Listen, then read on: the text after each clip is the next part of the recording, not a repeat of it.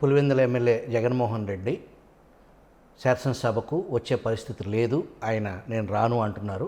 దానికి మీరు కూడా ఇప్పుడు ఒక ప్రధాన కారణం.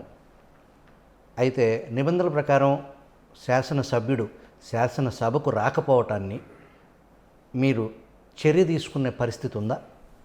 మేమైతే తీసుకుంటాం ఆటోమేటిక్గా. ఎందుకంటే ఎవరైనా సరే 60 రోజులు శాసనసభకి రాకపోతే ఇన్ కంటిన్యూషన్ అంటే ఇప్పుడు ఇంకో సెషన్లో ఆ పై సెషన్ కూడా రాలేదనుకోండి, ఒకవేళ ఆటోమేటిక్గా దే లూజ్ దేర్ అది ఎమ్మెల్యేగా అనర్హత ఇట్స్ ఆటోమేటిక్ అది. సో ఆయన రావచ్చు, వస్తాడని నేను అనుకుంటున్నా.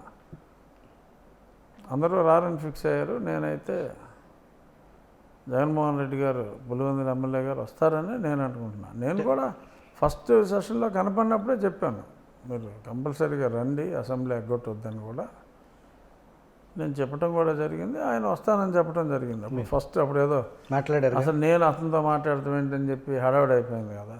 నేను అప్పుడు నాకేదో డిప్యూటీ స్పీకర్ ఇస్తారని ఇంకోటైనా నేను అనుకోలే. బట్ కంపల్సరీగా రావాలి కదా. మీకు మాట ఇచ్చాడా వస్తానని? ఆయన సర్టన్లీ కమ్మని ఇంగ్లీష్లో చెప్పాడు ఆయన. కేంద్రం నుంచి మీ ప్రభుత్వానికి సహకారం ఎలా ఉంది రాజు గారు? డెఫినెట్గా చాలా బాగుంది, డౌట్ ఏముంది అందులో. సో చక్కటి సహకారం ఉంది, అందులో ఎటువంటి సందేహం లేదు. ఢిల్లీలో పనులు చెక్కపెట్టడానికి జగన్మోహన్ రెడ్డికి సాయిరెడ్డి లాంటి నమ్మకస్తుడు, పిఎంఓలో చక్కర్లు కొట్టే మనిషి ఉన్నారు. మరి మీ ప్రభుత్వానికి మీ పార్టీ అధినేత చంద్రబాబుకు ఎవరున్నారు అక్కడ? ఏమో ఇంకెవరినో అది స్పెషల్ రిప్రజెంటేటివ్ వేయాలి. అది కాక ఇంక ఇప్పుడు ఎందుకు, మాకు రామ్మోహన్ ఉన్నాడు కదా మంత్రి, అతను క్యాబినెట్లోనే ఉన్నాడు. సో డెఫినెట్గా తర్వాత ఈయన పేమసాని గారు ఉన్నాడు, 2 మంత్రులు ఉన్నారు కదా. వాళ్ళు బాధ్యతాయుతమైన పోర్ట్ఫోలియోలో వాళ్ళు ఆ శాఖ పరంగానే చాలా బిజీగా ఉంటారు. వాళ్ళు శాఖ పరంగా ఎంత బిజీగా ఉన్నా ఇప్పుడు అంతా క్యాబినెట్ కొలీగ్సే కదా.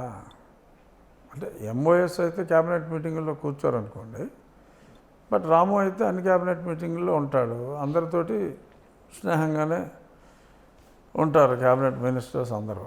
సో డెఫినెట్గా యాక్సెస్ ఉంటుంది. అందులో స్పెషల్ రిప్రజెంటేటివ్ పోస్ట్లో ఎవరైనా ఉంటే కాంపిటెంట్ పీపుల్ ఇంకా బెటరే, అందులో డౌట్ లేదు. మీరు అన్నట్టు స్పెషల్ ఫోకస్ దాని మీదే ఉంటుంది. దానికి ఒక ఉదాహరణ, జగన్మోహన్ రెడ్డి ప్రభుత్వంలో నాడు ఎన్డీఏ కూటమిలో భాగస్వామి కాకపోయినప్పటికీ ఒక్క స్టీఫెన్ రవీంద్ర తప్ప తతిమ 2 డజన్ల మంది అధికారులని డిప్యుటేషన్ మీద రకరకాల డిపార్ట్మెంట్ చక్క అయిపోయారు, ల్యాండ్ అయిపోయారు. కానీ మీ ప్రభుత్వం వచ్చిన తర్వాత కేవలం 3 అధికారులని ఇప్పటికి తెచ్చుకోగలిగారు. ఇంకా ఒక 6-7కి సంబంధించి వెల్ క్వాలిఫైడ్ డైనమిక్ ఆఫీసర్స్ని వాళ్ళు వస్తే ఈ రాష్ట్రం ఏదైతే ఇప్పుడున్న రకరకాల పరిస్థితుల నుంచి, పాలనాపరమైన ఇబ్బందుల నుంచి బయటపడే పరిస్థితి ఉంటుంది అని భావించి సాక్షాత్తు ముఖ్యమంత్రి చంద్రబాబు ప్రధాని నరేంద్ర మోడీకి లెటర్ రాసినట్టు తెలిసింది. అది దాదాపు 2 నెలలు అయింది ఆ లెటర్ రాసి.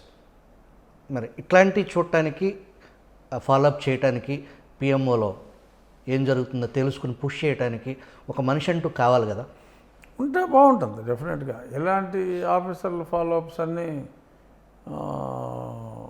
క్యాబినెట్ మినిస్టర్గా చేయడానికి కొన్ని ఇబ్బందులు కూడా ఉండొచ్చు. బట్ ఎక్స్క్లూజివ్గా మరి ఎవరికైనా అది అప్పచెప్తే ఇంకా బెటర్గా ఉంటుంది. అంటే మామూలుగా కూడా ఇంకో నెలలో అవ్వచ్చు. ముఖ్యమంత్రి గారు అడిగారంటే అవ్వకపోవటం అంటూ ఉండదు, పుష్ చేయాలి కదా ఫైల్ని. అది ఎంత ఇంపార్టెంట్ అంటే ఎన్నో రాష్ట్రాల నుంచి ప్రపోజల్స్ వస్తాయి, అది చూడటానికి పిఎంఓలో ఒక ఆఫీసర్ ఉంటాడు. సో అతనికి అంత సంబంధంగానే ఉంటాయి. ఎందుకంటే ఎక్కడైనా కూడా ఆ రాష్ట్ర ముఖ్యమంత్రి లెటర్ రాస్తారు. ఇక్కడ మన ఇంపార్టెన్స్ వాళ్ళకి తెలియదు కదా, మన అవసరం, మన అత్యవసరం. అదే అందుకని కొంచెం పుష్ చేస్తే తొందరగా అవుతుంది. పుష్ చేయకపోతే ఇదిగో 2 నెలలు అన్నారు కదా మీరు, ఇంకో 20 రోజులకో నెలకు అవుతుంది. పుష్ చేస్తే ఈ పాటికి అయిపోయి ఉండేదేమో.